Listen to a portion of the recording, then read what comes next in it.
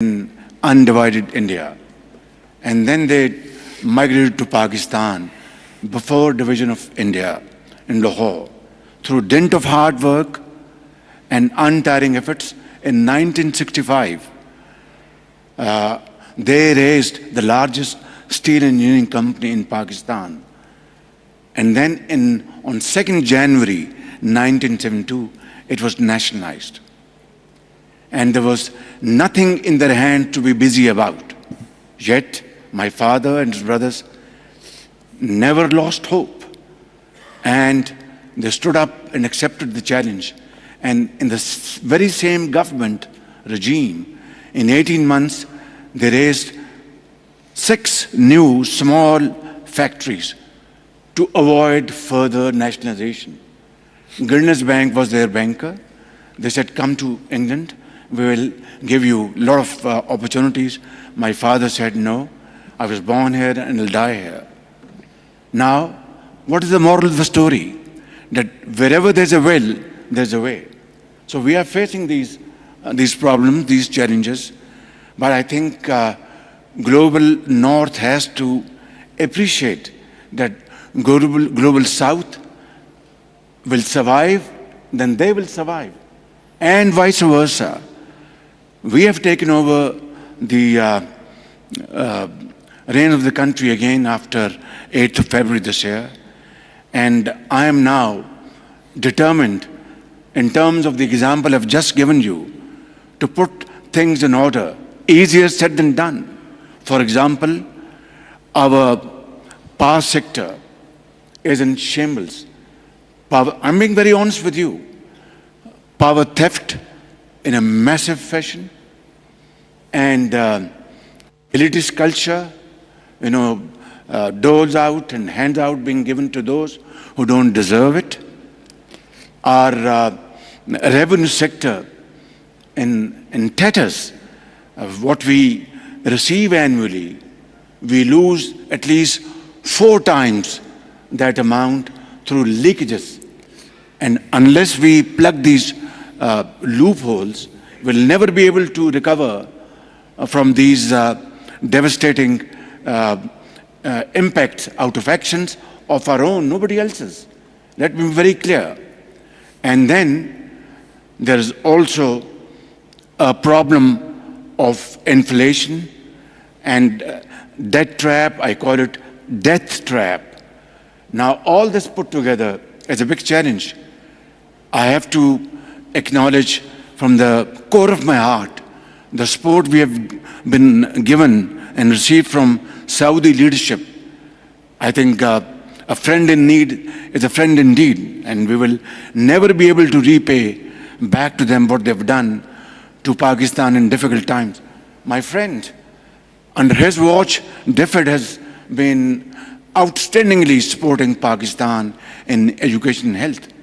But the point at issue is that we have to stand on our own feet. And I know this is possible, difficult, but not impossible. And how? That is the point at issue. We are now going for massive reforms, deep-rooted structural reforms. It'll hit me as Prime Minister. Obviously, I have to provide leadership by example, ladies and gentlemen. Without that, nothing will happen. And then, of course, we have to go for austerity, meaningful austerity, just not for publicity. And 3, we have a very young population. And this young population, which go into hundreds of millions of boys and girls, is a challenge, yet a great opportunity. So we have to provide them with modern tools and technologies, information technology, AI, and other vocational training, to provide them with opportunities to become self-earners, SMEs. And then here in Saudi Arabia, they should come here and open offices and contribute in nation-building efforts here. In Pakistan, promote our agriculture through modern techniques, and of course, providing the farmer with best seeds and fertilizer, and of course modern tools. My dear friends, ladies and gentlemen, it's a humongous task. It's not an easy task. We have to go for higher exports. For that, we have to have opportunities made available to our exporters. We are a country. We don't have oil. We have gas, but it is on the lower trend, depleting. We have our biggest asset, natural resources, mines and minerals, fertile land, and of course, this youth, which is the biggest asset for Pakistan. And together, I'm not going into details over here, but before I came here, for example, in order to have deep-rooted structural changes, you have to separate black sheep from the white. And before I came here, for the first time in the history of Pakistan, after getting credible input from agencies, I made OSDs, those highest level officers who were not functioning, had a grey record, and I said, come what may, I will not accept any pressure. I will move forward with a sense of purpose, with a sense of achievement, and make Pakistan find its place in community of nations through hard work and untiring efforts. Thank you. Thank you. Thank you, Mr. Prime Minister. I think you heard on the applause that was very well received. I'm moving now to Anna Marks, a global chair of Deloitte. I think what we also have heard during these 2 days, and I know you, Anna, have been in many of the sessions too, is that we need more collaboration.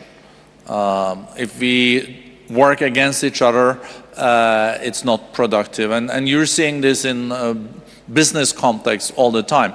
How can we collaborate better to meet the targets we have set, being sustainability, being inclusion? So I know you have some thoughts on this. Well, thank you. And your mic. I think I would know after watching the previous two speakers and after dealing with remote working for quite some time during the pandemic.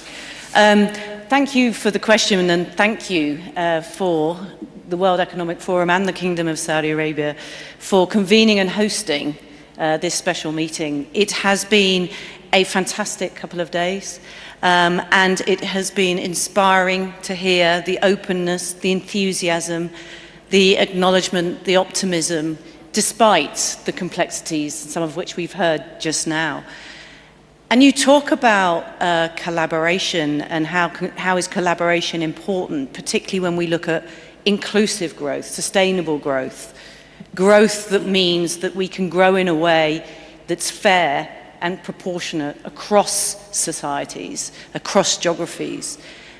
And we can't do that without collaboration. And if we just pause on what we mean by collaboration, because actually these meetings are a great forum for debate and discussion and to start to collaborate. But that's very, very different from cooperation. And we hear about cooperation, but really all that is about assigning each other different tasks, working alongside each other, and ensuring that what I do doesn't disrupt what you do. Collaboration is different. Collaboration is convening and creating a common goal, a common vision, and building the activities together and executing those activities together to reach that goal. And that's true collaboration.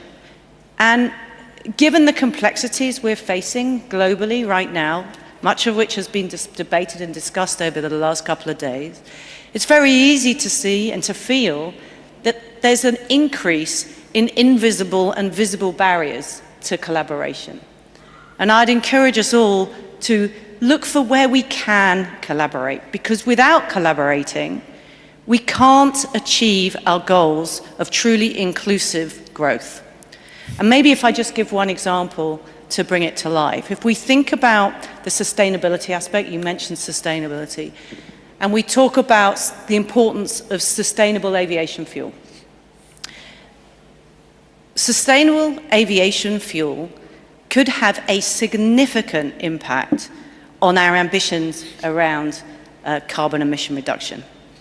And the International Air Transport Association talks about sustainable aviation fuel probably contributing around 65% or so of the solution to achieve the net zero goals set out for 2050.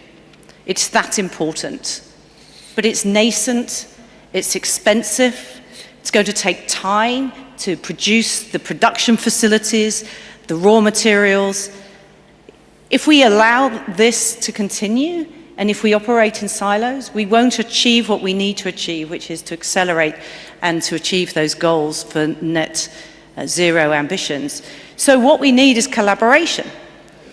We need the agricultural waste producers to think about alternative sources of raw material. We need the jet fuel producers to be aligned with that and think about repurposing and building the production capability and processes.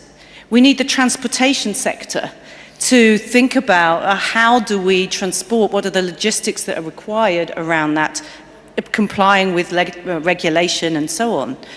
We also need airlines to lean into that. We also need policymakers to ensure that all parties can play their part and that they're incentivized to do so in the right way. We need the funding mechanisms to do it. We need the consumer activity.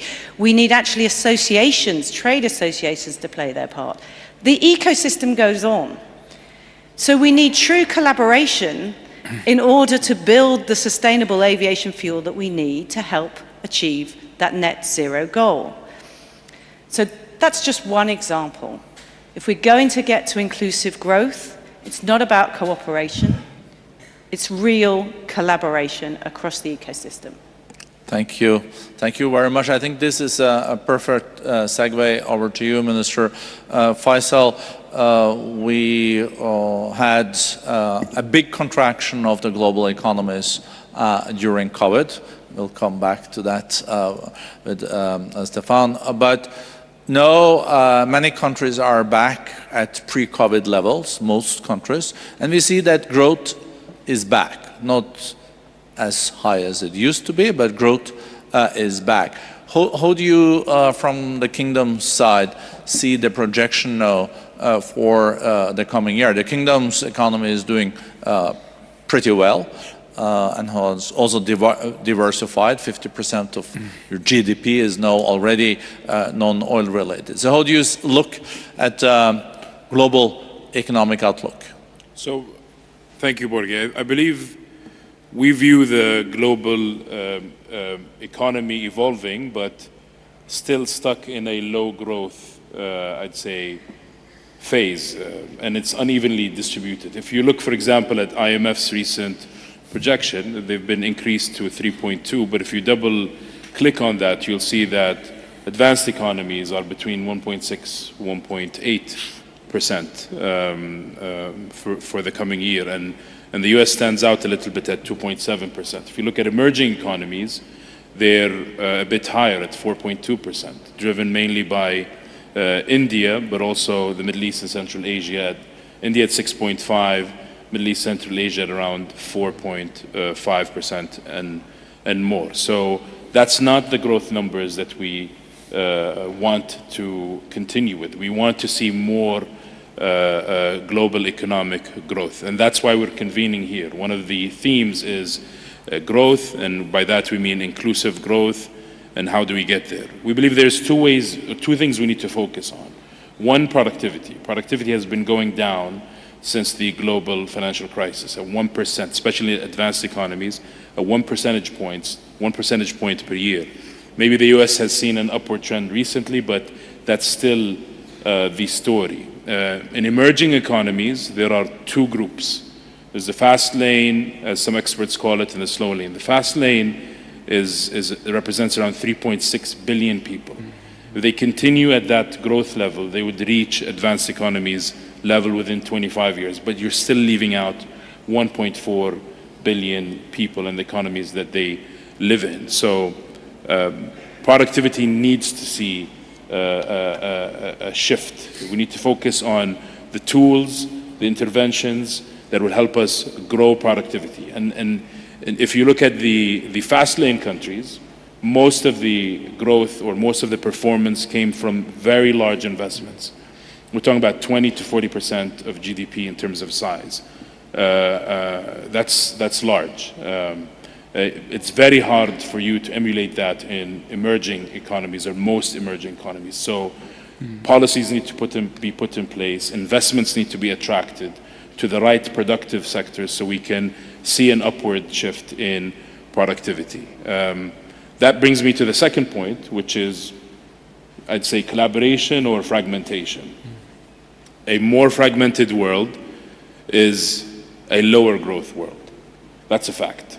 And with fragmentation comes a lot of costs. So we might be happy with the growth rates in some areas, but we know that without collaboration, we can't really achieve higher growth rates for the global economy. We've seen trade profiles change. We've seen countries geopolitically at distance from each other. We've seen, despite that, 20% of trade is across these geopolitical lines, and 40% of that is actually in very crucial products that are highly concentrated. So we need to acknowledge that no country or region can be self-sufficient in a very optimal fashion. Every region needs to import at least for 25% of its consumption from other regions. Coming together and acknowledging that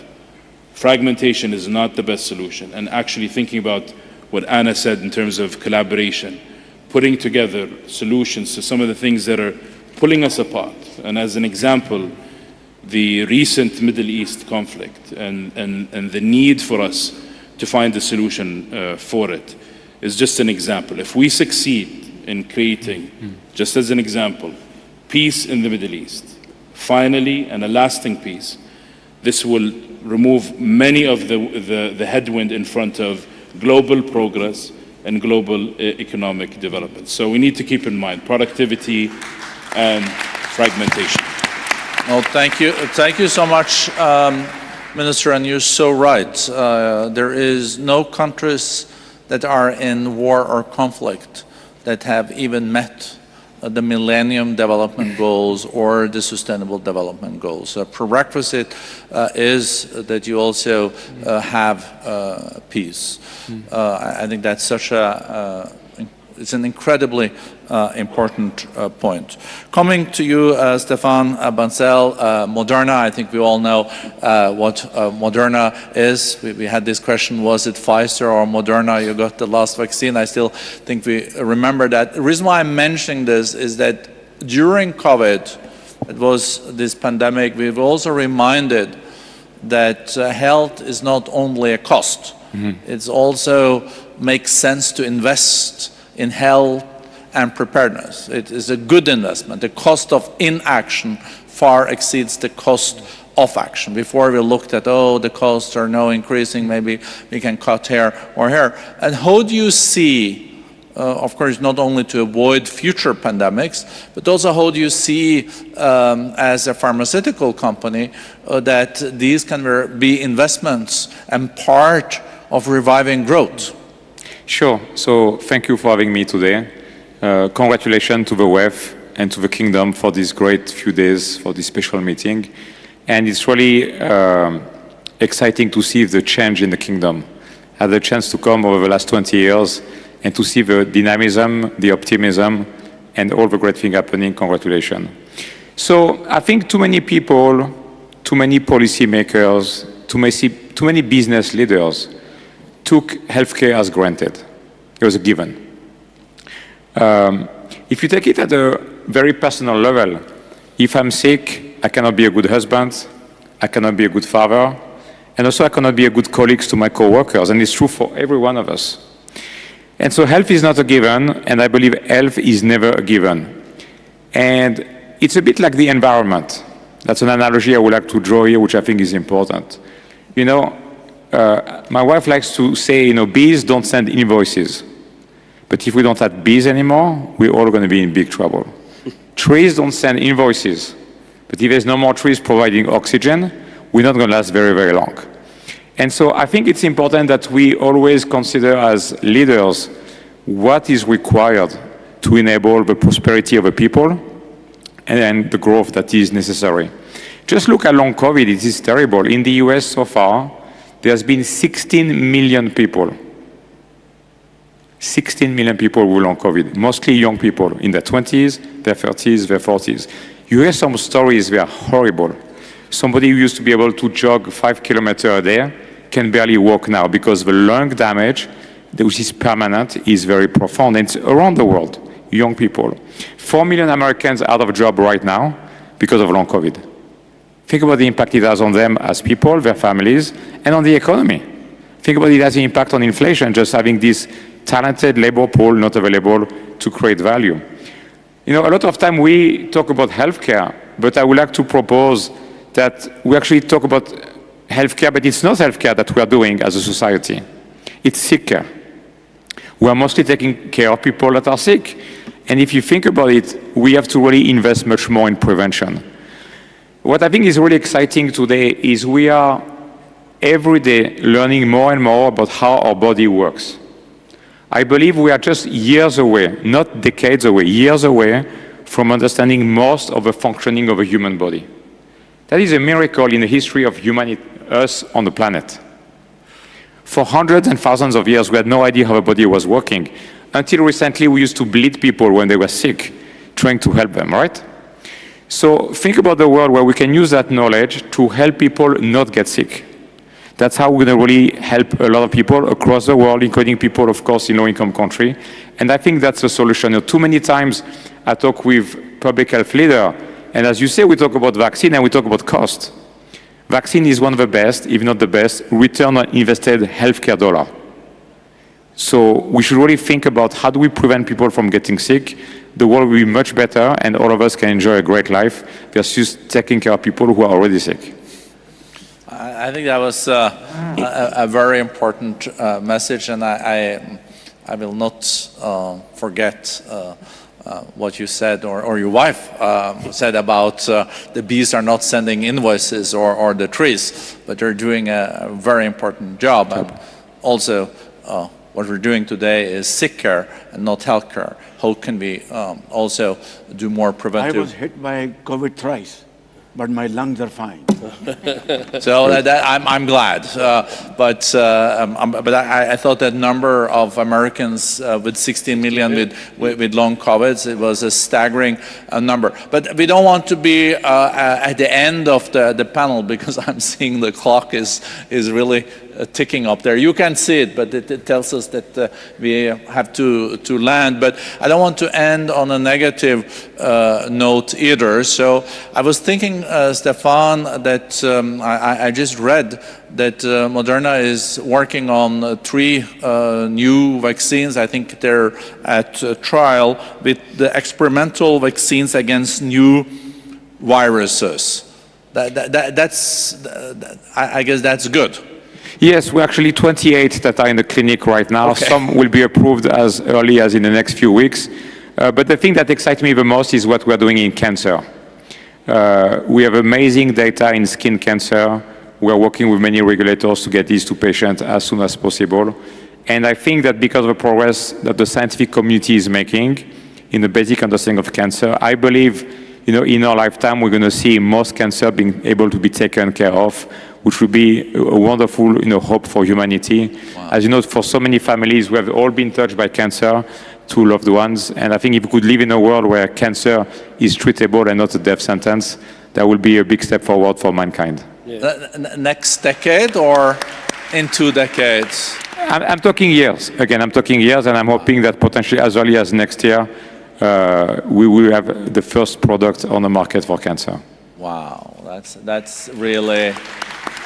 I think everyone has had someone, friends or family that has been affected. I think this is also a bit of a segue back to you, Minister Faisal, because I think artificial intelligence also will play an important role in the future of healthcare. I guess also sick care, but artificial intelligence can also respond to what you mentioned about decreased productivity. Productivity is really prosperity. When you can increase productivity, you can pay people higher salaries for doing less, or you can produce higher up in the value chain.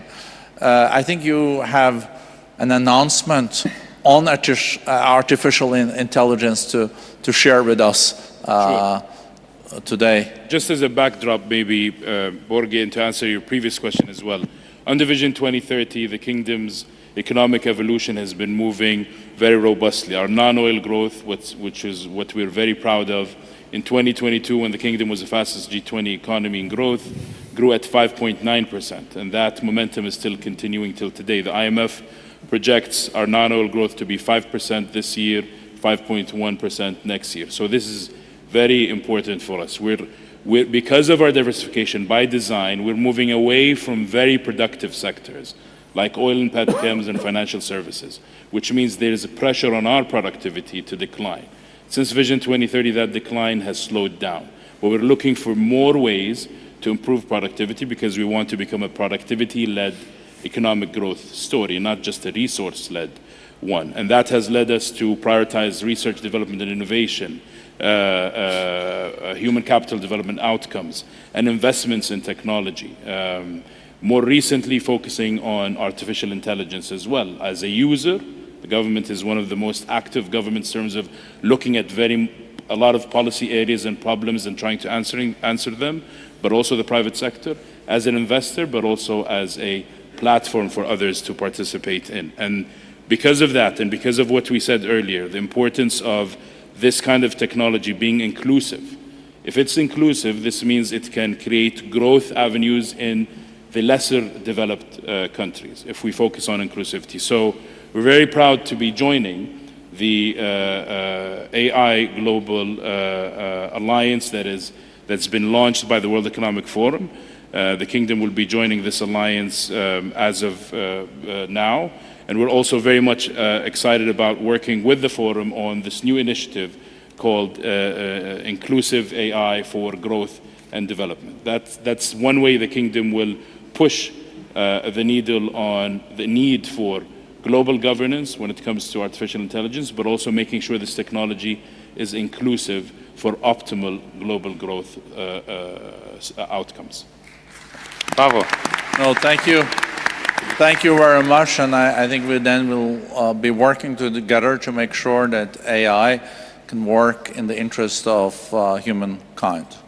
You know, the World Economic Forum is a Swiss-based international organization, so I learned when I started at the forum that you have to be on time. It's the only place is in Switzerland if they start a meeting before the time. If you're arriving at 5 and the meeting was supposed to be at 5 and there were critical mass, they would just have started. And I see there is 0 time left there. But I also felt the panel was so good, I would have liked to continue. But I learned from being a former speechwriter that you should end when people still want you to continue, because that's mainly not the case when it comes to politicians. You know, you want them to land. So I think this panel has been a great panel. I would also like to use this unique opportunity when we are at the end of this summit, the special meeting that has meant a lot to the World Economic Forum. It's our first time in the Kingdom in our 55 years history. It's incredible the changes that are taking place here. Also the cooperation with the Kingdom, with Minister Faisal, but I see also many of the other ministers that we work so closely with, and also under the patronage of His Royal Highness the Crown Prince, has been incredible. So we feel that this has been a highlight in a world where we need, as Anna also said, to collaborate. More dialogue is needed, and we have had 92 different nationalities, nations represented here. I would also like to use this opportunity to thank my teams, at the World Economic Forum, together with Minister Faisal. I think they have not really slept that much during the last weeks, and the 2 last nights, I think there has been no sleep, but they're very committed. I'm very thankful for putting all this together, and I think we all aspire, if we are re-invited, to come back to the kingdom. I would like then to introduce, for closing remarks, my colleague, our director for Middle East and North Africa, Maroon Kairouz. Maroon, thank you to you and your team and the teams for the incredible job. Thank you, Borge, for your leadership. Esteemed panelists, thank you. And first and foremost, thank all of you for your devoted engagement during the past couple of days for this first meeting in Saudi Arabia, as you said, Borge. The meeting has taken place at a crucial time for the region and for the world against a backdrop of geopolitical fragility. So it was incredibly important that we hold it at this time. At the closing of this meeting, I just want to end on a positive note, as you were saying, and mention some of the concrete outcomes or key discussions that took place during the course of the meeting. First of all, we hosted important dialogues on the geopolitical situation in the region to build trust between key regional and international actors and make progress towards peace against, again, a complicated geopolitical backdrop. Another example is we held similar dialogues with top government officials from key emerging economies, including Malaysia, Turkey, and Mexico, which are pivotal in the global supply on global supply chains in the current geo-economic landscape. In addition, Saudi Arabia and the Bill and Melinda Gates Foundation pledged to work together to help protect 370 million children annually from polio.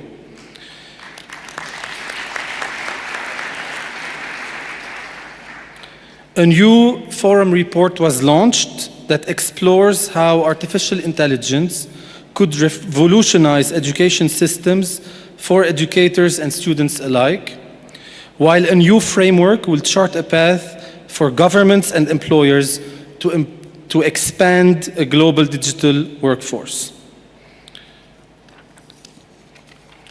We signed an agreement, as in the World Economic Forum, signed an agreement with the Saudi Space Agency to launch a Center for the Fourth Industrial Revolution to ensure that the fast-growing space industry contributes to sustainable economic development. As was just announced by Minister Faisal, Saudi Arabia will join the forum's AI Governance Alliance on Inclusive AI for Growth and Development to identify challenges and solutions to global AI access. On cybersecurity, we published a report on the guiding principles to enhance cyber resilience in manufacturing. Together, we explored policy tools that can scale up the use of clean energy solutions while ensuring equitable growth. For instance, our Global Future Council on the Energy Transition released a report detailing the geopolitical, environment, and economic implications of shifting from fossil fuels to critical minerals. The Leaders for Sustainable MENA, a community of CEOs from the region, met to strengthen their corporate climate commitments and to help their suppliers down the supply chain to decarbonize. Our innovators from Uplink launched with the Saudi Minister of Energy and the Ministry of Economy a new circular carbon economy initiative to source startups working on cutting-edge solutions for reducing, reusing, recycling, and removing carbon from the atmosphere. Once again, please allow me to thank all of you for your devoted engagement, to thank Minister Faisal and his team for the great collaboration, and a big thank you to the Kingdom of Saudi Arabia for hosting us here. Have a great rest of the day, everyone.